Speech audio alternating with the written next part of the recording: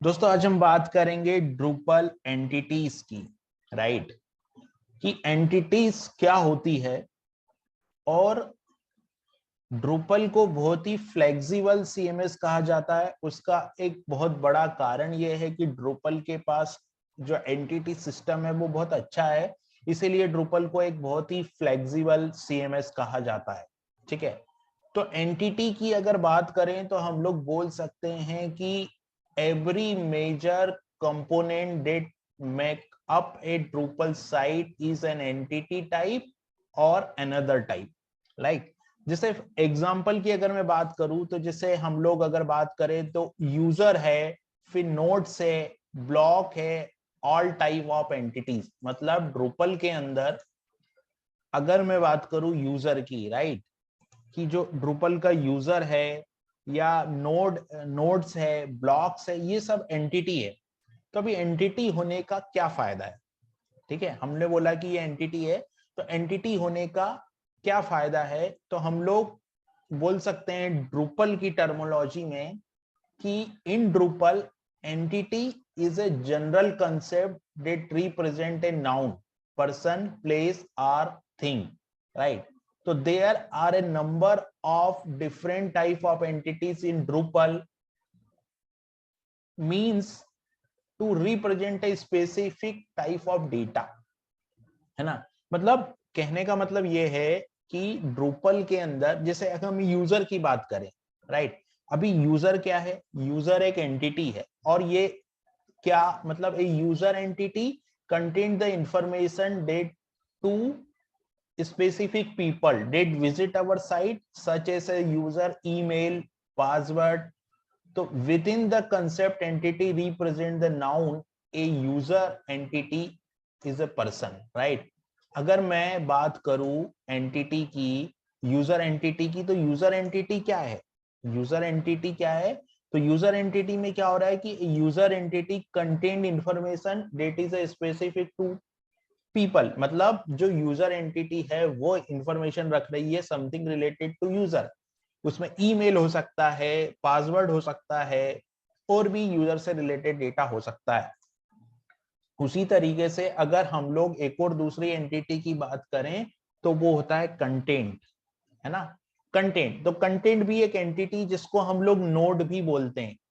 अभी content entity का क्या मतलब है? तो कंटेंट एंटिटीज कंटेंट डेटा, मतलब जो डेटा है हमारी एप्लीकेशन का, जो डेटा है, data is that is relevant for the something that is expect to we visit.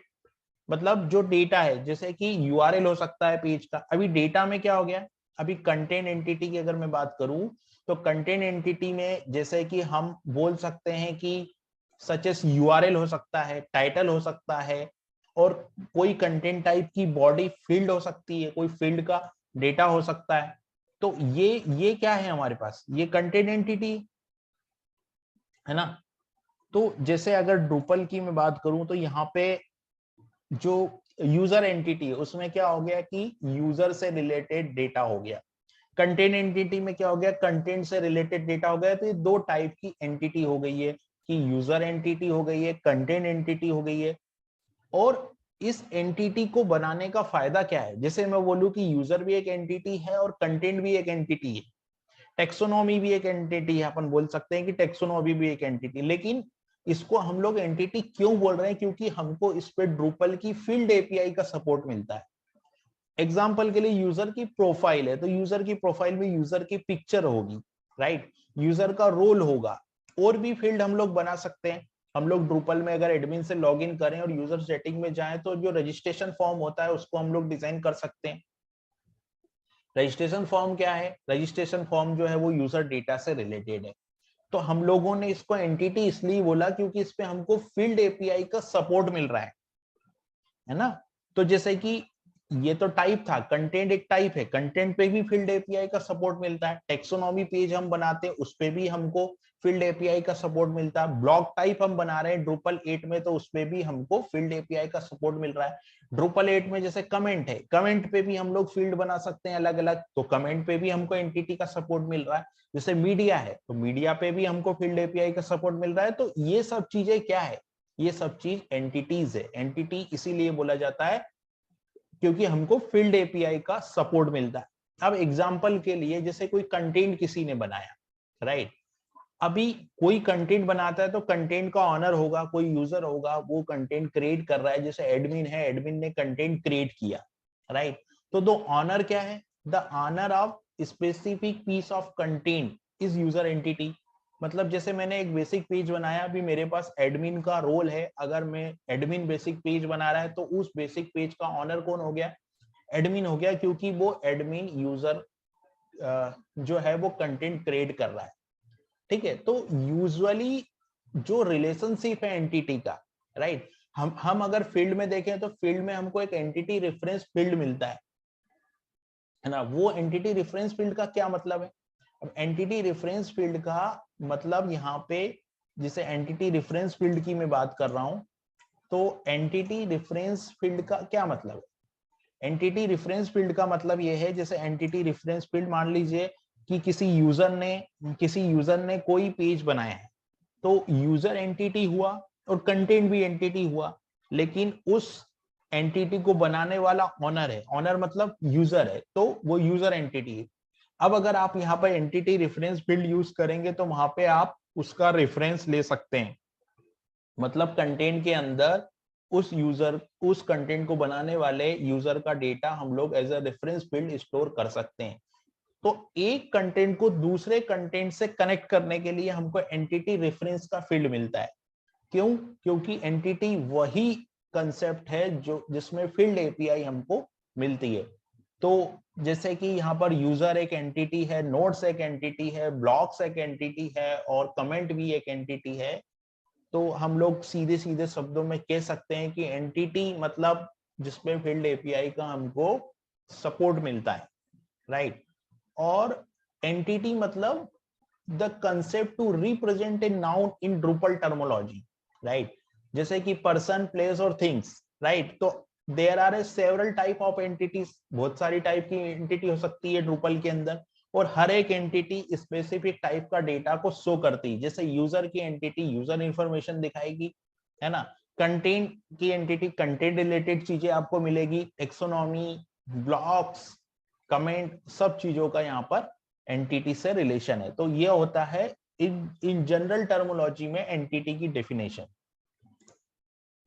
अब जैसे हम बात करते हैं टाइप ऑफ एंटिटी की, तो टाइप ऑफ एंटिटी में बेसिकली दो टाइप की एंटिटी बोला जाता है, कंटेंट एंटिटी बोला जाता है और दूसरा एंटिटी बोला जाता है कॉन्फ़िगरेशनेबल एंटिटी। मतलब कॉन्फ़िगरेशन एंटिटी और कंटेंट एंटिटी, दो तरह की एंटिटी होती है।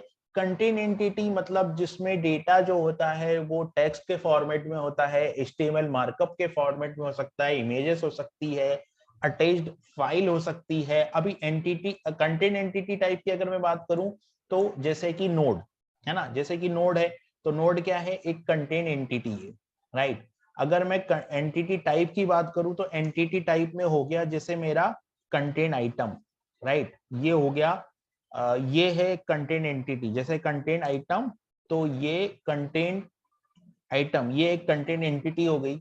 फिर कमेंट, ये सब कंटेंट एंटिटी के अंतर्गत आता है। यूजर की प्रोफाइल जो हमने बात की, तो यूजर प्रोफाइल ये भी एक कंटेंट एंटिटी है। उसके बाद में फिर कस्टम ब्लॉक आ गया, है ना, कस्टम ब्लॉक, तो ये एक एंटिटी हो गई। ये फिर फाइल, फिर कॉन्टेक्ट फॉर्म, तो ये जो है वो क्या है हमारा, ये एंटिटी टाइप में आ गया। अभी कंटेंट टाइप है तो कंटेंट टाइप मतलब कंटेंट एंटिटी हो गया, वो कंटेंट एंटिटी का एक टाइप हो गया। कमेंट, तो कमेंट टाइप हो गया, यूजर हो गया, कस्टम प्रोफाइल हो गई।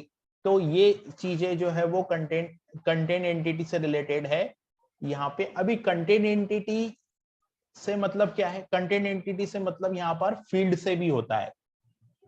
फील्ड से कैसे होता है कंटेंट एंटिटी का मतलब कि with in entities the data store in the individual field each of which hold one type of data. मतलब जैसे कि ये कंटेंट एंटिटी जो है उसमें डेटा जो है फील्ड के फॉर्मेट में स्टोर होता है और हर एक फील्ड हर एक प्रकार का डेटा जो है वो स्टोर करती। तो कंटेंट एंटिटी का जो रिलेशन होता है वो फील्ड एपीआई से होता है, मतलब फील्ड एपीआई का हमको सपोर्ट मिलता है और हर एक फील्ड हर एक टाइप का डेटा जो है वो स्टोर करके यहाँ पे रखती। फिर दूसरी जो एंटिटी होती है उसको हम बोलते हैं कि वो कॉन्फ़िगरेशन एंटिटी होती है ना। दूसरी जो एंटिटी होती है वो कॉन्फ़िगरेशन एंटिटीज होती है। अभी कॉन्फ़िगरेशन एंटिटीज कैसे काम करती है, तो कॉन्फ़िगरेशन एंटिटी में क्या होता है, कॉन्फ़िगरेशन एंटिटी मतलब usually suitable to create a user defined configuration, है ना।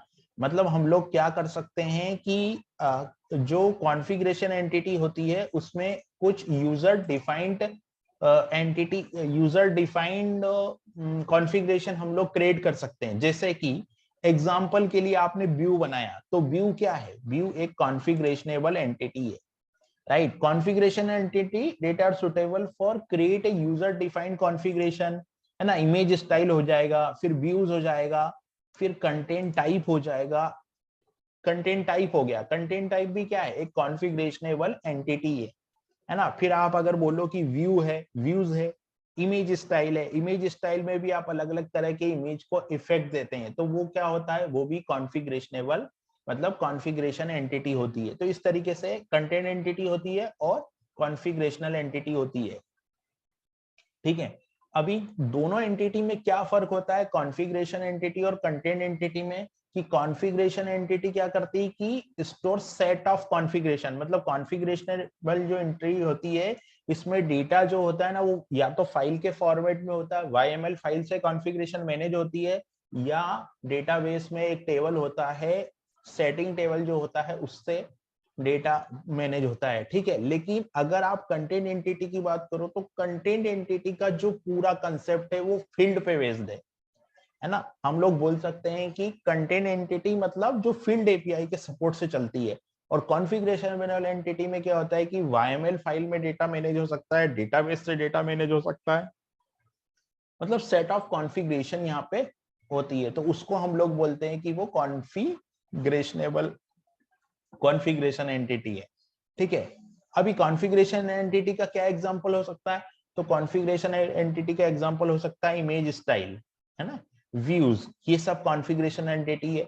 अभी डेटा किस में मैनेज होता है, या तो स्कीमा टेबल में मैनेज होगा या फिर YML फाइल से मैनेज होता है। तो ये हमारा बेसिक ओवरव्यू था एंटिटीज के बारे में। हम लोग हमारी कस्टम एंटिटी भी बना सकते हैं, अगर हम लोग कोई कस्टम एंटिटी बनाते हैं, जैसे हम लोगों ने कंटेंट कस्टम एंटिटी बनाई, तो हमारी बनाई हुई कस्टम एंटिटी पर भी ड्रूपल की फील्ड एपीआई का हमको सपोर्ट मिल जाता है। तो ये चीजें हैं कि एंटिटीज किस तरीके से काम करती है ड्रूपल के अंदर।